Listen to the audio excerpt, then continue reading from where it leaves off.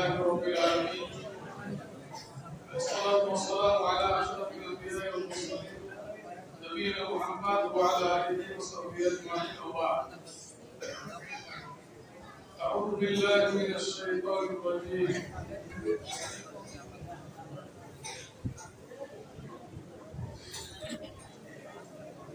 كل إنسان ألزمناه طائره في عنقه إلى آخر الآية. ابن مسعود رضي الله تعالى عنه وللنبي صلى الله عليه وسلم قال: لا يكتب الطائر عبدا يوم القيامة حتى يسأل عن أمره فيما أخلاف وعن شبابه فيما أخلاف وعن ماله من أين اكتسبه وفيما أنفقه وماذا عمل فيما علم. رواه الترمذي. উপস্থিত আজকের সভার পরম শ্রদ্ধেয় সভাপতি মহাশয়, উপস্থিত রয়েছেন ওলামায়ে কেরাম, আরো উপস্থিত রয়েছেন সম্মানিত দিনদার ইমানদার ভাইয়েরা ও বাতিরা, আমরা আজকে আপনাদের সামনে যে বিষয়টি নিয়ে আলোচনা করব সে বিষয়টি হচ্ছে বিচার দিবসের ভয়াবহতা। সন্ধ্যা থেকে এখন পর্যন্ত আমরা ওলামায়ে কেরামদের থেকে অনেক মূল্যবান বক্তব্য শুনলাম। আমরা শেষ পর্যায়ে পৌঁছে আপনাদের সামনে বিচার দিবসের ভয়াবহতা সম্পর্কে আলোচনা করব।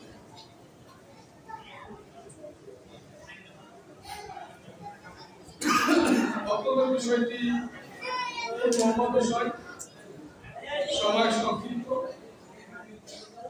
আমরা সংক্ষিপ্ত পরিসরে কিছু কথা আপনাদের সামনে পেশ করব ইনশাআল্লাহ।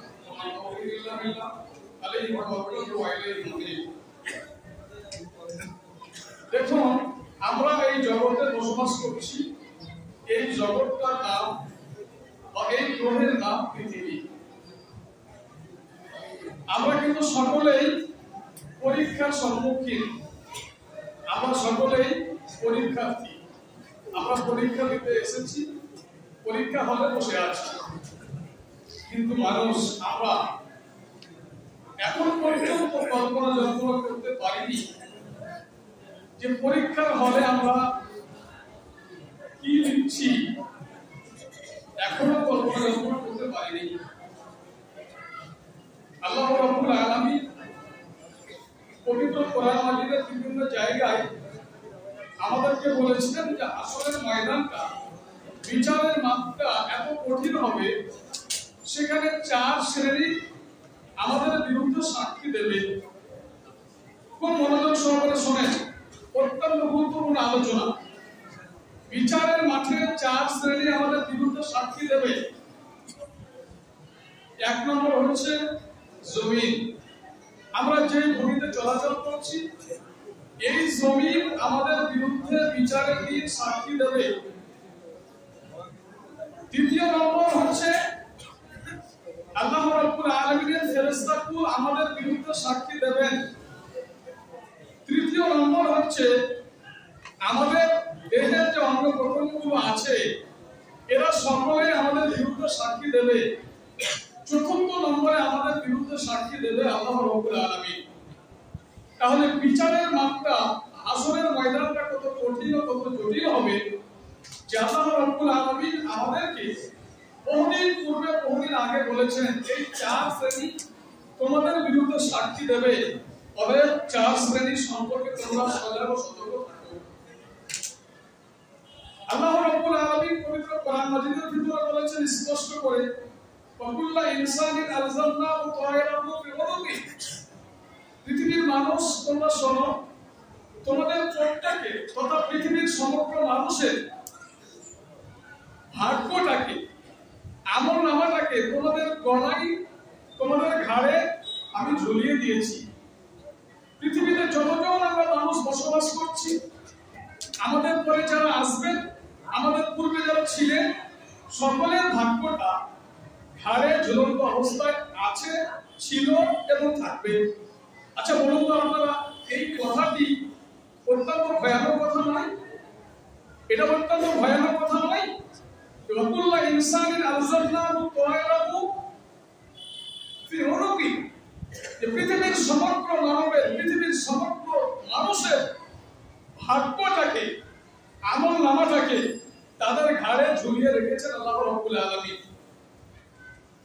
তাহলে কিয়ামতের মাঠে হাসরের ময়দানে বিচারের দিন কি হবে?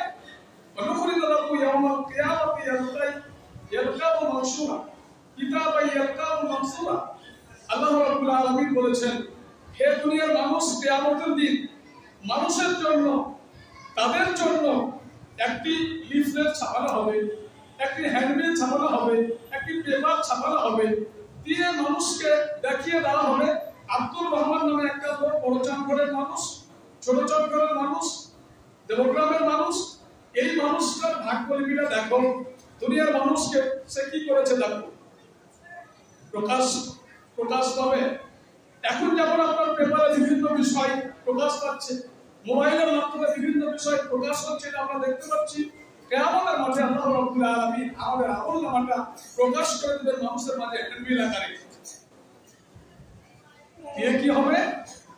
আল্লাহ রাব্বুল আলামিন সেই দিন বলবেন আমাদেরকে, ইকরা কিতাবাক, পড়ো তোমার কিতাব, পড়ো তোমার আমলনামা, পড়ো তোমার ভাগ্যলিপি, তুমি পড়ো, পড়ে দেখো, পড়ে দেখো। দিয়ে আল্লাহ রাব্বুল আলামিন বলবেন, দুনিয়ার মানুষ শোনো, এখন তুমি তোমার বিচারের জন্য, এখন তুমি তোমার জন্য যথেষ্ট, বিচারটা তুমি করো, বিচার তুমি করো, তুমি কি করেছো এই পৃথিবীতে তুমি করো। এই কথা আল্লাহ রাব্বুল আলামিন অত্র আয়াতে বলেছেন। এর পরেও কিন্তু মানুষের কোনো হেরদুল নেই, এর পরেও কোনো মানুষের আত্মসমালোচনা নেই, এর পরেও মানুষের কোনো প্রকারের কোনো চিন্তা ভাবনা, কোনো টেনশন কিছুই কাজ করে না। আর একটাই কারণ, যে আমরা বর্তমান পরিস্থিতিতে যে বসবাস করছি, আমাদের স্বভাবটা হয়ে গেছে ইহুদানা স্বভাব। আমাদের কৃষ্টি কালচার, আমাদের ব্যবহার হচ্ছে ইহুদি এবং নাসারাদের মতো। বাস্তব কথা, অতীব সত্য কথা, ধরো সত্য কথা, যে আমাদের কৃষ্টি কালচার, চলা ফিরা, হাঁটা চলা, খাওয়া দাওয়া ইহুদি নাসারাদের মতো হয়ে গেছে, যার জন্য এখন পর্যন্ত আমরা এই আয়াতগুলিকে উপলব্ধি করতে পারিনি, আমরা চিন্তা করতে পারিনি। সম্মানিত সুধী, কিয়ামতের মাঠ অত্যন্ত ভয়ানক হবে। সেই দিনে আমাদেরকে আল্লাহ রাব্বুল আলামিন তার সামনে দাঁড় করিয়ে দিয়ে 5টি প্রশ্ন করবেন, 5টি প্রশ্ন করবেন। তার আগে আমরা যখন কবরের জগতে যাব, তখন আমাদেরকে 3টি প্রশ্ন করা হবে। এর আগে শুনলেন ওলামাদের মুখ থেকে যে 3টি প্রশ্ন কি কি হবে। বলা হবে তোমার রবকে, মার রবকে, তোমার রবকে, উত্তর আপনি দিলেন। বলা হবে মা দিনকে, তোমার দিন কি, কোন দিনের মানুষ ছিলেন, কোন ধর্মের মানুষ ছিলেন, আপনি উত্তর দিলেন। বলা হবে মান নবীকে, তোমার নবীকে ছিল, আপনি উত্তর দিয়ে দিলেন। এবার আল্লাহ রাব্বুল আলামিন মুনকির নাকির কবরের দুজন ফেরেশতা আপনাকে আমাকে জিজ্ঞেস করবেন, কিভাবে তুমি জানলে এত সুন্দর উত্তর, কে তোমাকে শিখালো? তখন আপনি বলবেন, আমি কোরআন মাজিদ রিডিং ভালো করে পড়েছিলাম, কোরআন মাজিদের অনুবাদ ভালো করে শিখেছিলাম, কোরআন মাজিদের ব্যাখ্যা বিশ্লেষণ ভালোভাবে বুঝেছিলাম, তারপরে আমি আমলে পরিণত করেছি, এই জন্য পারলাম। তখন আপনাকে ফেরেশতায় বলবে যে তুমি ঘুমাও, যেমনি ভাবে ফুলসজ্জার রাতে নব দোলা এবং দোলানি ঘুমিয়ে পড়ে, ঘুমিয়ে যাও, আপনি ঘুমিয়ে যাবেন। কিন্তু আপনি কি জানেন যে আপনি উত্তর দিতে পারলেন, এই জন্য আপনার বাসরাতের মতো ঘুমের জন্য আপনাকে আহ্বান করা হবে। কিন্তু যেই দিন কিয়ামতের মাঠে যেই সমস্ত মানুষেরা বর্তমান সময়ে বেঈমানি করছে, যার কোনো কথার লুতুফ নেই, যার ভিতরে ভদ্রতা নেই, যার ভিতরে নম্রতা নেই, যার ভিতরে দিদির খেয়াল নেই, যার ভিতরে ফুলুসিয়াত নেই, যার ভিতরে আত্মত্যাগ বলে, আত্মসমীক্ষা বলে কিছু নেই, সেই মানুষটা সম্পর্কে কি হবে আপনি কি জানেন? ভালো করে জেনে রাখুন। 5টি বিষয় সম্পর্কে আমাদেরকে আল্লাহ রাব্বুল আলামিন জিজ্ঞেস করবেন। কি? আব্দুল্লাহ ইবনে মাসউদ রাদিয়াল্লাহু তাআলা আনহুর বর্ণনা, তিনি মুহাম্মদ রাসূলুল্লাহ সাল্লাল্লাহু আলাইহি ওয়াসাল্লাম থেকে বলেছেন, নবী সাল্লাল্লাহু আলাইহি ওয়াসাল্লাম বলেন, নবী মুহাম্মদ সাল্লাল্লাহু আলাইহি ওয়াসাল্লাম বলেছেন, লা তাযুলু কদামা ইবনে আদম ইয়াওমাল কিয়ামতি হাত্তা ইউসআল আন খামস। দুনিয়ার মানুষ কিয়ামতের দিন হাসরের ময়দানে, বিচারের মাঠে আদমের প্রত্যেক সন্তানকে 5টি প্রশ্ন করা হবে আল্লাহ রাব্বুল আলামিনের সামনে দাঁড় করিয়ে দিয়ে।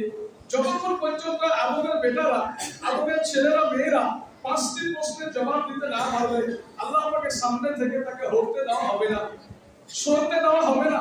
লড়তে দেওয়া হবে না, হিলতে দেওয়া হবে না, যেতে দেওয়া হবে না, পালাতে দেওয়া হবে না। সেই 5টি প্রশ্ন কি?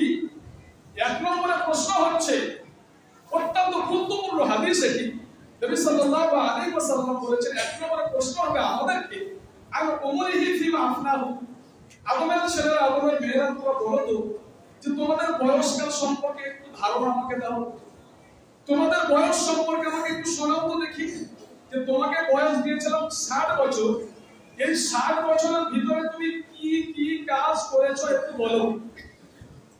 আচ্ছা বলেন তো, প্রশ্ন জটিল নয়, প্রশ্ন কঠিন নয়? আপনি একটু লক্ষ্য করুন যে যদি মাধ্যমিক পরীক্ষা, ধরো 2025 সালে মাধ্যমিক পরীক্ষা হবে ফেব্রুয়ারি মাসে, ধরুন উদাহরণ দিচ্ছি, দিয়ে পরীক্ষার ডেট হয়ে গেছে, তারিখ নির্ধারণ হয়ে আছে, কোন মানে ক্রমে কোনোভাবে ভৌত বিজ্ঞানের মানে প্রশ্নটা আউট হয়ে যায়, তাহলে কি হবে? গোটা পশ্চিমবঙ্গবাসী, গোটা পৃথিবী ব্যাপী জানতে পারবে যে পশ্চিমবঙ্গে অমুক জায়গা থেকে ভৌত বিজ্ঞানের এই প্রশ্নটা ফাঁস হয়ে গেছে। প্রশ্নের ডেট আবার নির্ধারণ করা হবে, ঠিক করা হবে, কিন্তু আল্লাহ রাব্বুল আলামিন তিনি বলেছেন দুনিয়ার মানুষ সহ কবরে যে 3টি প্রশ্ন করা হবে, কবরের 3টি প্রশ্ন এবং প্রশ্নের জবাব সবটা বলে দেওয়া আছে, প্রকাশ করে দেওয়া আছে। হাসরের ময়দানে কিয়ামতের মাঠে আমার সামনে দাঁড় করিয়ে দিয়ে আমি যে তোমাকে 5টি প্রশ্ন করব সেটাও প্রকাশ করা আছে। তার মানে এই প্রশ্ন জটিল ও কঠিন হবে, নিশ্চিত ভাবে হবে, এত সম্ভব হেলদুল। দুঃখের কথা বলি আপনাকে, এই হেলদুল যদি ওলামাদের ভিতরে থাকে তাহলে কি হবে? কি হবে তার গুণটা আপনাকে বলে দিই, যে একটা লোক মারা গেছে বড় চাঁদ ঘরে, তাহলে বড় চাঁদ ঘরে ওই মানুষটার জানাজা কে পড়াবে? তাহলে আলেমরা সবাই পিছিয়ে পড়বে। যদি আসলে তার ভিতরে খবুসিয়ত থাকে, দিনদারিত্ব থাকবে, বলবে সবচাইতে যিনি বড় মাপের মানুষ এই মাঝমাঝে আছেন, এই সমাজে আছেন, যাকে আমরা পরেশগার মনে করি, যাকে আমরা ভাবি হাদিস কোরআনের দক্ষ অভিজ্ঞ ব্যক্তি, তিনি আজকে লাশের জানাজা পড়াবেন, তিনি জানাজা পড়াবেন। কিন্তু এটা হয় না। সব সময় জীবটাকে আমরা বের করি যে জানা যদি আমাকে করতে দেওয়া হয় তাহলে আমার একটা সুনাম হয়ে যাবে, তার একটা নাম হয়ে যাবে, নাম নিয়ে আমরা ব্যস্ত, কিন্তু কাজ নিয়ে ব্যস্ত। কিন্তু আমি যদি সমাজের কোনো কাজ করি, মসজিদের কাজ করি, মাদ্রাসার কাজ করি, কোনো সমাজের কাজ করি, আমি কেন বলবো আমি এই করেছি সেই করেছি? জনগণ বলবে এই হয়েছে সে হয়েছে, জনগণ সাক্ষী দেবে, আল্লাহ রাব্বুল আলামিন সাক্ষী দেওয়াবে। সম্মানিত ভাইরা, আজকে আমাদের অবস্থা কি দেখুন, জানাজার ডিটেইলস দোয়া এবং জানাজার ডিটেইলস সূরা সবটা তাত্ত্বিক বিশ্লেষণ এবং রিডিং শুদ্ধ করে পড়া সবটাই জানতে হবে। জানাজা অধ্যায়ের যে হাদিসগুলো সম্পর্কে সম্যক ধারণা রাখতে হবে, এই হেলগুলো আমাদের ভিতরে নেই, কারণ আমরা আন উমরিহি এই হাদিসটিকে আমরা ফলো করতে এখন বলতে পারি। শুধু আন উমরিহি সম্পর্কে যদি আপনাকে একের পর এক হাদিস দিই তো অন্তত পক্ষে 200 হাদিস দেওয়া যাবে। তাহলে আর 4টা বিষয় সম্পর্কে কি হবে? সম্মানিত সুধী, এখানে অনেক বয়স্ক মানুষ আছে, আমার কাছে অত্যন্ত আপনারা সম্মানিত মানুষ, সম্মানের মানুষ, মা বোনেরা উপস্থিত হয়েছে, অনেক ওলামায়ে-কেরাম উপস্থিত হয়েছে। আপনারা বলুন আমাকে যে আল্লাহ রাব্বুল আলামিন আমাকে আপনাকে যখন জিজ্ঞেস করবেন যে তোমাকে যে 60 বছর বয়স দেওয়া হয়েছিল, 70-80 বছর বয়স দেওয়া হয়েছিল, বয়সের হিসাব তুমি দাও, কতবার তুমি কোরআন হাদিস তেলাওয়াত করেছিলেন? আজকে দুঃখের কথা, আমার বেটা ফজর ওয়াক্তে নামাজ পড়তে উঠে না, আর আমি মোটা মোটা কথা বলছি সমাজে। আমার একটু চিন্তা ভাবনা হয় না যে কিয়ামতের দিন হাসরের ময়দানে যে প্রশ্ন করা আমার উমরিহি সম্পর্কে আমাদের বলা হবে তোমাকে 60 বছর বয়স দিয়েছিলাম, তোমাকে এই সুযোগ দিয়েছিলাম যে তোমাকে 5 ওয়াক্ত নামাজি হতে হবে আর তোমার সকল ছেলে মেয়েকে নামাজি বানাতে হবে, তুমি বানিয়েছিলে? হিসাব দাও। শুধু একটা ধাপ বলছে, আর অনেক ধাপ আছে হাদিসের ভিতরে, এই একটা ধাপ। তাহলে এই লোকে সে মৌলভী সাহেবই বলেন আর পাবলিক সাহেবই বলেন, যে আলেমের সন্তান নামাজ পড়ে না, যে হাদিস সাহেবের সন্তান নামাজ পড়ে না, আর যে মোল্লা মুসলিম ছেলে নামাজ পড়ে না, এই মানুষটার হালকা হাসরের ময়দানে কি হবে আপনারা একটু বোঝার চেষ্টা করুন। বুঝুন তো কি হবে, কি হাল হবে। তো এই প্রত্যেক বাড়িতে আমাদের ছোট ছোট করে সম্মেলন করা দরকার এবং মুখটাকে বন্ধ করে দেওয়া দরকার যে ভাই আমি কিছু করতে পারবো না, কিছু বলতে পারবো না, সমালোচনা কিভাবে করতে পারবো না,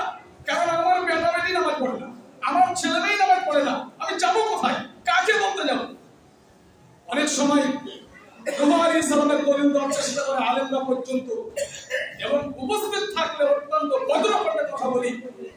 আপনি হাদিস বুঝেন, কোরআন বুঝেন, নূহ আলাইহিস সালামের কথা বলেন দেন, আপনি লূত আলাইহিস সালামের বলেন দেন, ভুল ব্যাখ্যা করছেন হাদিসের, ভুল ব্যাখ্যা করছেন পবিত্র কোরআনের। এটা দুঃখজনক সত্য। আমি আপনাদের এই মাঝে মাঝে এই মজলিস সাহেবকে বলতে চাই, যে সমস্ত ভাইয়েরা উপস্থিত হয়েছেন, বাচ্চারা উপস্থিত হয়েছেন, আপনাদের পড়াশোনা এবং নিবেদন করতে চাই যে আপনারা এই বিষয়টি ভাববেন যে আমি একজন মানুষ, আমি আমাকে আগে চিনবো যে আমার কি অবস্থা হবে কিয়ামতের মাঠে, তারপরে আপনার ছেলে মেয়ে, আপনার স্ত্রী, এদের কি হবে যারা আমার অধীনস্থ আমার সঙ্গে আছে, এদের কি অবস্থা হবে, অপরের জন্য ভাবার আপনার সময় নেই, সুযোগ নেই, কিছুই নেই। আপনি কারোর জন্য ভাবছেন সময় আপন আপন মানুষ নিজের জন্য আপনি ভাববেন। দ্বিতীয় নম্বরে প্রশ্নটা করা হবে ওয়ান শাবাবিহি ফিমা আমলাহু, যে হে আব্দুর রহিম, হে খালিদা, বলো তোমার যৌবন কালটাকে, তোমাদের যুবতী কালটাকে তুমি কোন কালে নিঃশ্বাস করেছো, ক্ষয় করেছো, শেষ করেছো, একটু জবাব দাও। দেখুন, উমারের ভিতরে, বয়স কালের ভিতরে 7 বছর 70 80 বছর সময় আপনাকে দেওয়া হয়েছে, এর ভিতরেই কিন্তু যৌবন কালটা ঢুকে আছে, প্রবেশ করে আছে, লুকিয়ে আছে। এত তো সত্ত্বেও রাসূল করিম সাল্লাল্লাহু আলাইহি ওয়াসাল্লাম বলেছেন দ্বিতীয় প্রশ্ন হবে হাসরের ময়দানে আল্লাহর সামনে, তারপরে যদি আমাদেরকে দ্বিতীয় প্রশ্ন করবেন, আল্লাহ জিজ্ঞেস করবেন স্বয়ং নিজে যে বলো দেখি তোমার যৌবন কালটা সম্পর্কে। আচ্ছা বলুন তো, আমাদের সন্তানাদি কি করছে, কত বড় পাপ করছে, কত বড় অন্যায় করছে, আমার সন্তান সম্পর্কে আমি সজাগ নই, আমি অপরের সন্তান সম্পর্কে দেখে বেড়াই, আমার দ্বারা ইসলামের কাজ আল্লাহ পাক রব্বুল আলামিন ভালোভাবে নেবেন? মসজিদের কাজ নেবেন, মাদ্রাসার কাজ নেবেন, কোন সমাজের কাজ আপনারা নেবেন না। ওদের আমাকে বুঝতে হবে ওয়ান সালাবিহি ফিমা আবলাহু, এই কৈফিয়তটা যদি আল্লাহ রাব্বুল আলামিন আমাকে জিজ্ঞেস করেন, করবেন তো আপনারা গ্যারান্টি কি জবাব দেবেন? ওয়ান সালাবিহি ফিমা আবলাহু। তৃতীয় নম্বরটা কত গুরুত্বপূর্ণ দেখেন, ওয়ান মালিহি মিন আইনা ইকতাসাবাহু, বলা হবে আব্দুর রহিম, বলো আমার বান্দা তুমি, যে তুমি একজন আমার বান্দা ছিল, 80 বছর সময় তোমাকে দিয়েছিলাম, বয়স দিয়েছিলাম, বলো তোমার 10 বিঘা জমি ছিল, 50 বিঘা জমি ছিল, তোমার ব্যাংক ব্যালেন্স ছিল, তুমি আমাকে বলো তো বড় ব্যবসায়ী তুমি ছিলে দুনিয়াতে, লোকেরা বলতো টাকাওয়ালা মানুষ, টাকা বিল্লা মানুষ, তো তুমি বলো তোমার এই মালটা কোথা থেকে আয় করেছো, তুমি জবাব দাও। আমি কত জমাতে আমার গ্রামে বলেছি, আমার গ্রামে এমনই করি, 13 বছর থেকে কত জমাতে বলেছি, যদি থানার ওসি ডাক দেয় আমাকে, আর যদি আমাকে জিজ্ঞেস করে বলুন মাওলানা সাহেব আপনি আপনার মালের হিসাব দেন, আমি যদি মালের হিসাব না দিতে পারি তবে আমি মানুষই নয়, মানুষ নামে কলঙ্ক। ইসলাম দরদি ভাতৃবৃন্দ, বাবাদের আমার, যুবক ভাইরা আমার, আমি আপনাদের সকলকে বলতে চাই, কিয়ামতের মাঠে আপনার মাল সম্পর্কে আল্লাহ পাক জিজ্ঞেস করবেন, বলো তুমি, অথচ আল্লাহ জানেন আপনার মাল সম্পর্কে, আল্লাহ ভালো করে জানেন, তারপরেও আপনাকে দেওয়ার করিয়ে দিবেন। আল্লাহ আপনাদের সামনে বলবেন বলো তোমার মাল সম্পর্কে। মালের হিসাব আপনি হয়তো দিয়ে দিলেন যে সঠিকভাবে যাকাত দিয়েছি, আমি সঠিকভাবে অর্জন করেছি, দিয়ে দিলেন। এবার আল্লাহ বলবেন ফিমা আনফাকাহু, মাল তো হয়েছিল 10 বিঘা 50 বিঘা, কোটি কোটি টাকা তুমি সম্পত্তি অর্জন করেছিলে, বলো তোমার খরচের খাতটা আমাকে শোনাও, কোথায় কোথায় ব্যয় করেছিলে, কি কি কাজে ব্যয় করেছিলে, তুমি জবাব দাও, জবাব দাও। সেদিন যদি আমি আপনারা জবাব দিতে না পারি, তাহলে ওইখানে ফেসে গেলাম, ওইখানে ধ্বংস হয়ে গেলাম, ওইখানে শেষ হয়ে গেলাম, আমার আপনারা অস্তিত্ব সেখানে থাকবে না। সম্মানিত সুধী, আবারও বলি, 5ম নম্বরে যে প্রশ্নটা করা হবে, এই প্রশ্নটা অত্যন্ত জটিল এবং কঠিন আমার কাছে, আমি বলেই বলছি, আমার কাছে অত্যন্ত জটিল এবং কঠিন বলা হয়েছে। বলো তো আব্দুল আখির, বলো লোকেরা তোমাকে বলতো বড় মাওলানা, বড় সাইফুল হাদিস, অনেক কিছু করতো, বলো তোমার বিদ্যার উপরে তোমার আমল ছিল, তোমার পড়াশোনার উপরে আমল ছিল, তুমি বলো। সম্মানিত ভাই আমার, যদি আপনার পড়াশোনার উপর আমল থাকে, আপনার আমল যদি সঠিক থাকে, হাদিসের উপর যদি দরদ মায়া মমতা ভক্তি থাকে, ইসলামের উপর দরদ মায়া ভক্তি থাকে, তাহলে আপনি যখন ইসলামের কাজ করবেন, সম্পূর্ণ মানুষ আপনার কাছে থাকবে না, কিন্তু ইসলামের খিদমত আল্লাহ রাব্বুল আলামিন আপনার কাছে নেবেন, ভালোভাবে নেবেন। অতএব আপনাদের অনুরোধ জানাচ্ছি যে আপনারা যে যতটুকু পড়াশোনা করেছেন, যে যতটুকু জ্ঞান অর্জন করেছেন, আপনাদেরকে সেই জ্ঞান অনুযায়ী আমল করতে হবে। এটা ফারজে আইন। ওনারা বলেছিলেন, ওনারা মুফতি ইসলাম আপনাদের খুব মানে কাছের মানুষ, এই গ্রাম এই জামাতের পরে মসজিদের ইমাম ছিলেন। তিনি বলেছিলেন যে আপনারা সকলেই নিজেকে চিনতে শিখুন, আমি কে।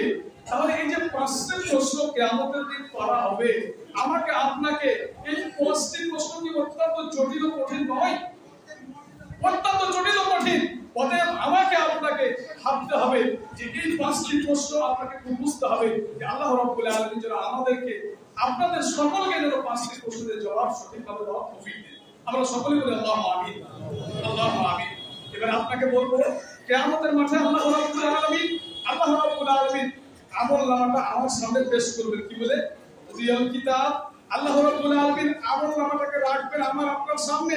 আমলনামা যখন রাখবেন বুঝলেন, তখন নবী সাল্লাল্লাহু আলাইহি সাল্লামকে সম্বোধন করে আল্লাহ রাব্বুল আলামিন বলেছেন, নবী হে তখন তুমি দেখতে মানুষেরাকে সাতারান মুজরিমিন মুস্তাকিনা মিন কাফি। মানুষের সামনে যখন আমলনামাটা রাখা হবে ওই সময়তে মানুষেরা জল করে দেখতে পাবে যে আমলনামাতে কি কি লেখা আছে, আমলনামাতে কি কি লেখা আছে দেখতে পাবে।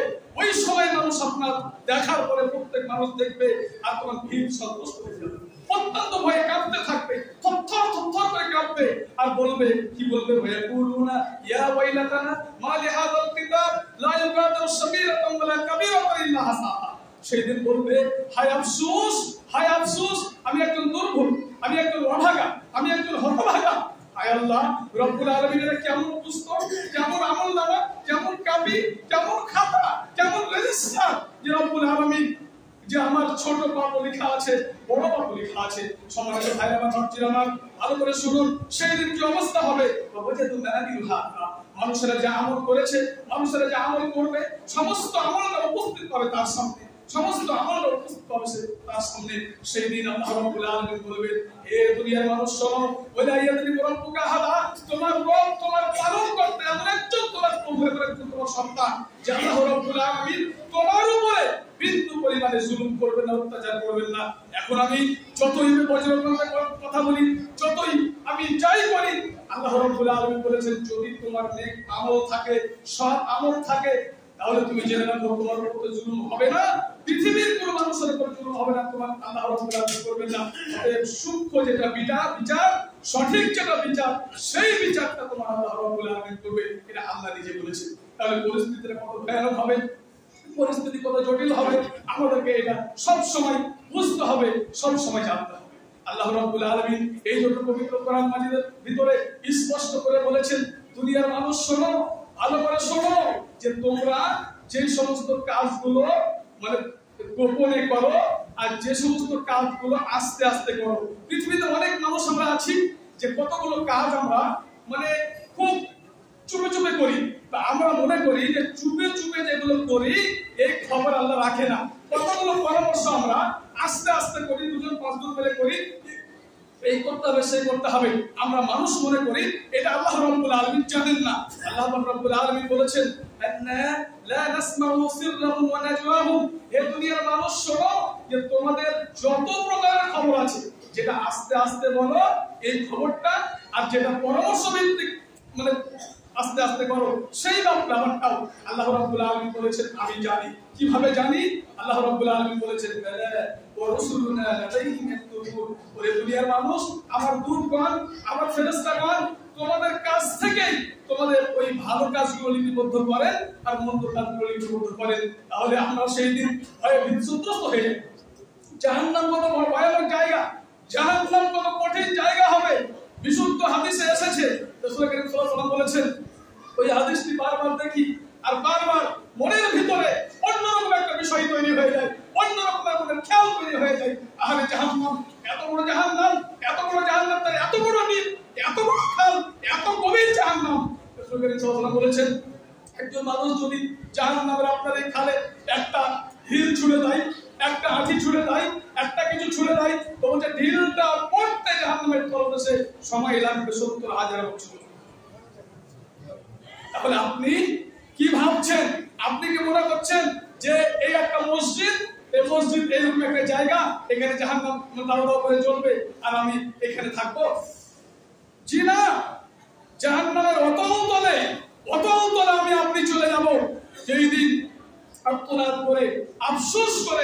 আপনি পথ পাবেন না, পথ পাবেন না। অতএব ভুল বুঝাবুঝি বন্ধ করে দিয়ে আপনাদের অনুরোধ জানাচ্ছি যে আমাদের একটা প্ল্যাটফর্মে আসতে হবে। এই জগৎ ছেড়ে চলে গেছে আমাদের দাদরা, আমাদের নানারা চলে গেছে, আমাদের অনেকের বাপ চলে গেছে, অনেকের শ্বশুর শাশুড়ি চলে গেছে, অনেকের মা বোন চলে গেছে, অনেকের ভাবি মেয়ে চলে গেছে, সবাই। আমাদেরকে ছেড়ে চলে যেতে হবে। আবার নতুন মানুষ আসবে, তারা দুনিয়া করবে।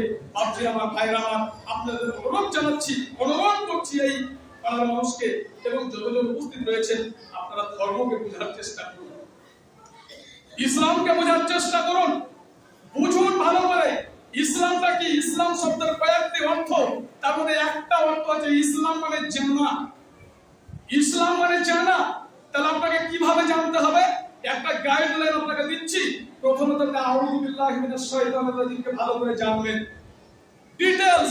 তারপরে এটা যখন জানা হবে তখন আপনি বিসমিল্লাহ হাত দিবেন, বিসমিল্লাহটাকে ভালো করে জানবেন। তারপরে আপনি সূরা ফাতিহাকে জানবেন। এই করতে করতে করতে আপনাকে পবিত্র কোরআন ভালোভাবে জানতে হবে, রাসূলুল্লাহ সাল্লাল্লাহু আলাইহি ওয়াসাল্লামের হাদিসগুলো ভালোভাবে জানতে হবে, আর আপনাকে আমলও করতে হবে। আমলও করতে হবে। আমলের জায়গাটা এত কঠিন, যদি আমি আমল না করি তো জাহান্নাম, আপনারা সাধারণ মানুষ আমল না করলে জাহান্নাম। মৌলভী সাহেব বলেই রক্ষা পাবে এমন নয়। আয়েকামুল হক সাহেব তখন একটা আয়াত পড়েছিলেন, ইয়াউমা ইয়ানফিরুল মারউ মিন আখি ওয়া উম্মিহি ওয়া আবিহি ওয়া সাহিবাতিহি ওয়া বানি। আল্লাহ রাব্বুল আলামিন ওই আয়াতে বলেছেন কিয়ামতের মাঠ এত জটিল হবে, এত কঠিন হবে যে সেই দিন আপনার কাছ থেকে আপনার প্রাণের ভাই, অত্যন্ত কাছের ভাই, এক্ষুনি যদি আমার সঙ্গে আপনার কোন ভাইয়ের ঝগড়া লাগে, কথা কাটাকাটি হয়, আপনি কিছুই বুঝবেন না, আমার উপর আক্রমণ করবেন। এই বড় না চুপেন আপনি। কেন? কেন? ওটা আপনার ভাই। ওই ভাই আপনার কাছ থেকে পালিয়ে যাবে, পালিয়ে যাবে। আপনার মা পালিয়ে যাবে, আপনার বাবা পালিয়ে যাবে, আপনার স্ত্রী পালিয়ে যাবে, আপনার সন্তান পালিয়ে যাবে। হাজি, তাহলে পালাবে কেন? পালাবে কেন? কেন পালাবে একটু আমরা জানবো। এই কথাটা আমার মনে রাখবেন। বক্তব্য সব যদি ভুলে যান, তাহলে এই আয়াতটার এই কথাটা মনে রাখবেন ভালো করে। কেন পালাবে? পালার কারণ দুটো, ভালো করে মনে রাখবেন। পালার কারণ দুটো। একটা হচ্ছে কিয়ামতের দিন, বিচারের দিন, মানে বাপের সঙ্গে ছেলে, ছেলের সঙ্গে মেয়ে, ভাইয়ের সঙ্গে ভাইয়ের, স্বামীর সঙ্গে স্ত্রীর সব দেখা হবে। এই যে পাঁচটা আত্মীয়র কথা বলা হয়েছে আয়াতগুলিতে, যে সকলের সাথে সকলের দেখা হবে। কেন পালাবে? বলবে ওটা তো আমার আব্বা হলো, ওর সঙ্গে আমার দেখা হয়ে যাবে। দেখা হইলে আমাকে বলবে যে বেটা আব্দুল আখের, আমি তোমার বাপ, একটা নেকি আমার কমে গেছে, তো আমি তো দিব না। সেটা তো লেকুল্লি মিনহুম ইয়াউমাইদিন শাআনুন ইউগনি। আমাকে নিয়ে আমি পেরেশান থাকবো, আমাকে নিয়ে আমি ব্যস্ত থাকবো, আমি তো দিব না। ওই জন্য আমি ওখান থেকে কেটে পড়বো, ওখান থেকে কেটে পড়বো। একটা কারণ, এটা ভালো করে মনে রাখবেন, যে নেকি দেব না তা আমি কেটে পড়বো, তবে দেখা হবে, এটা 100-100 সত্য। জাহান্নামীরা জান্নাতে রেখে দেখবে, জান্নাতীরা জাহান্নামে রেখে দেখবে, এটাও ধর্ম সত্য। আর পালিয়ে যাব, নেকি দিব না, সেই এটা ধর্ম সত্য 1 নম্বর। দ্বিতীয় নম্বর কারণ মনে রাখবেন, জীবনে ভুলবেন না। তৃতীয় নম্বর কারণটা জীবনে ভুলবেন না। তৃতীয় নম্বর কারণটা জীবনে ভুলবেন না। কেন পালাবো জানেন? কেন পালাবো? ধরেন আমরা প্রত্যেক সমাজে কাজ করি, বসবাস করি, আমরা সামাজিক জীব, সামাজিক মানুষ, কাজ করি। তো কাজ করার সময় অনেক সময় দেখবেন আমরা বিভিন্ন ব্যাপারে কূটনীতি করি, বিভিন্ন ব্যাপারে আমরা সহজ জিনিসকে কঠিন করি, দিয়ে আমরা অনেক মানুষকে বলি নিজে কাজ করি না, মানে নিজের গায়ে কাদা লেগে যাবে। ভালো করে বুঝুন, আয়াতটি ব্যাখ্যা করছি, ভালো করে বুঝুন, নিজের গায়ে কাদা লেগে যাবে। এই জন্য আমরা কি করি জানেন? বলি যে ভাই আব্দুল রহিম শোন, এখানে এসো। কি বলছেন? ওই যে এই কাজটা হচ্ছে না, এই যে কাজটা হচ্ছে, এই কাজটা করতে দিতে হবে না, একে বাধা দিতে হবে, একে বাধা দিতে হবে, এই কাজটাকে ভবিষ্যৎ করতে হবে, শেষ করতে হবে। এইরকম একটা ভাবনা, এই আয়াতের ব্যাখ্যা বলছি যে এরকম একটা ভাবনা, তো এটা করে দাও। তাই ঠিক আছে, ও করে দিল। ও বুঝলো না, কিন্তু কেন বুঝলো না? এই যে আয়াতটাকে বুঝে না, এই জন্য করেই দিল। কথা শুনে বললো না তুমি করো না, এটা খারাপ কাজে তুমি করো না, আমি কেন, আমাকে কেন? ও আমার ঘরে বন্দুক ফায়ার হচ্ছে। আল্লাহ রাব্বুল আলামিন বলছে, ও বান্দা বান্দি শোনো, তুমি যদি কারো কথা শুনে খারাপ কিছু চালু করে দাও, খারাপ কিছু করে দাও, তো ওই যে যখন পালাবে এই জন্য যে সেদিন মায়ে বলবে, এই বেটা তোমরা আমি করতে বলেছিলাম, মা বলবে এটা করতে বলেছিলাম, ভাই বলবে তুই বলনি। এই কথাটা আল্লাহকে বলে দেবে, আল্লাহ আমি করতাম না এই খারাপ কাজটা, করতাম না এই বেনাক্কাজনক কাজটা, করতাম না এই সমাজ বিরোধী কাজটা, কিন্তু এই মানা করেছিল, ওই যে ধরা পড়ে যাবে এই জন্য। এবং শেষে একটা কথা বলছি, যে কোরআনটাকে ভালো করে বুঝবেন, ভালো করে, তাহলে আপনি কবরের 3টা প্রশ্নের উত্তর দিতে পারবেন। কোরআন ভালো করে বুঝবেন, কোরআনের উপর আমল করবেন, তবে আপনি কবরের 3টা প্রশ্নের উত্তর দিতে পারবেন না। ওই পারবেন তখনই আল্লাহ রাব্বুল আলামিনের দুইজন ফেরেশতা মুনকির ও নাকির বলবে, কিভাবে পারলে জি, কিভাবে উত্তর দিলে? আপনি বলুন আপনি কিতাব আল্লাহর কিতাব পড়েছিলাম। তাহলে পড়ার সাথে সাথে, জ্ঞান অর্জনের সাথে সাথে আমল করতে হবে। শেষে একটা কথা বলবো, সময় শেষে শেষে একটা কথা, ভাইটাল কথা বলে শেষ করছি, যে আপনি যদি অন্যায়কারী না হন, এটা ভালো করে শুনে রাখুন, অন্যায়কারী না হন, বরং আপনার ইচ্ছা বক্তব্য রাখতে এসেছেন যারা, এই ইচ্ছা আমি সমাজ সংশোধন করব, দুনিয়ার কোন মানুষ চাচ্ছে, যে কোনো সমাজের মানুষ, যে আমার উদ্দেশ্য হচ্ছে আখিরাতমুখী হওয়া, সাহাবায়ে কেরামদের আমলের টার্গেট নেওয়া, আর পরকালমুখী হওয়া। আমার উদ্দেশ্য মানুষ যেন সংশোধন হয়ে যায়, জান্নাতে যায়। এরপরেও যদি আপনাকে কেউ অপমান করে, ভালো কাজ করার জন্য উদ্দেশ্য যদি আপনার ঠিক থাকে, অপমান করার জন্য যদি করে, 100 তাকে আল্লাহ খুব শীঘ্রই বেঁচে দেবে, বেশি দেরি হবে না। এটা আমার পরীক্ষিত আমল বলছেন, পরীক্ষিত আমল, ভণ্ডামি করিনি, পরীক্ষিত আমল বলছি। যদি আপনি সত্যিকার অর্থে সঠিক জায়গায় থাকেন, সত্যিকার অর্থে মানুষের ইসলাহ করার জন্য, সংশোধন করার জন্য কাজ করে, আর আপনাকে অপমান করে, নিশ্চিতভাবে 100 তাকে আল্লাহ এমন ভাবে অপমান করবে যে মানুষেরা সবাই বুঝতে পারবে এই লোকটার এই অবস্থা হলো। বোঝার চেষ্টা করবেন কথাটা। এটা আমার এই কথাটা আপনাদের এই মাথাতে রাখবেন, আর পালিয়ে যাওয়ার দুটো অর্থ বললাম, এটা মাথাতে রাখবেন। আমি আমার নিজের জ্ঞানের তাফসীর করিনি, আমার বিবেককে তাফসীর করিনি, এর হাওয়ালা আছে, এর দলিল আছে, অবশ্যই আছে। অতএব সমাজের প্রত্যেক মানুষের জন্য, এখানে যতজন আমার ভাইরা এসেছেন, ওলামা একরাম এসেছেন, যতজন যুবক ভাইরা এসেছেন, মা বোনেরা এসেছেন, সকলের জন্য আমি খাস করে দোয়া করি যে রব্বুল আলামিন, আমি সহ সকলের জন্য খাস করে দোয়া করি, এই মজলিসে যারা আছেন আমাদের সকলে আপনজন, সকলের কাছের মানুষ, সকলেই এসেছেন এখানে কোরআন হাদিস শোনার জন্য। রব্বুল আলামিন আমাদের সকলের বলা এবং আমার ভাইদের শোনা সবটাকে কবুল করুন। পরিশেষে এই দোয়াটা করি আল্লাহ তোমার কাছে, যে সমস্ত মানুষেরা এসেছেন, আমাদের কেউ না কেউ মারা গেছে কবরে, কবর ভয়ানক জায়গা, কবর কঠিন জায়গা, সাহাবায়ে কেরাম পর্যন্ত যাদের ব্যাপারে জান্নাতের সনদ দেওয়া হয়েছিল, যাদেরকে সার্টিফিকেট দেওয়া হয়েছিল, যাদের ব্যাপারে ঘোষণা হয়েছিল জান্নাত বলে, তারা কেঁদে কুল কিনারা পানি মরণের আগে, আমি তো চিড়ে উঠব, আমি তো ছোট একটা মানুষ, আপনার সাধারণ মানুষ, আপনাদের আমার কি হবে এটা বুঝুন।